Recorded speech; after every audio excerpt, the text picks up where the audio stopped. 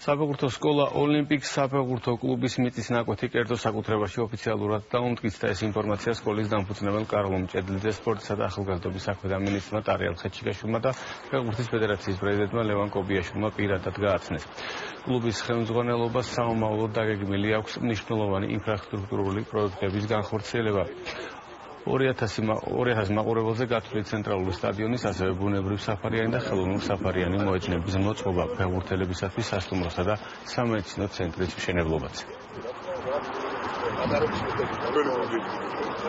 გათვალეთ, რომ განვითარების ეტაპები ჩვენზეა დამოკიდებული და ამას გავაკეთეთ. ეტაპი განვითარების არის პირველადი ამომავალი აი აქედან, რომ ჩვენ გადმოვიცავთ საკუთრებაში აი ეს მიწის ნაკვეთი. კონკრეტულად ამ აკადემიას, ასევე სხვა აკადემიას ზოგადად ყველა იმ მოღვაწეს, იმ სკოლებს, კლუბებს და ასე შემდეგ, რომელიც შემოდის ჩვენ სივრცეში, ანუ ფეხბურთში, ქართულ ფეხბურთში, ბუნებრივად ჩვენ შეძლებს დაგვაროთ ყოველთვის გვერდში ვდგევართ. სკოლის და ამ აკადემიის სახით ქართულ ფეხბურთს აუცილებლად შეემატება ერთ-ერთი საუკეთესო საერთაშორისო დონის აკადემია და მაქსიმუმ მხარდაჭერა სახელმწიფოსგან თუ ფეხბურთის ფედერაციამ მათ გარანტირებული აქვს.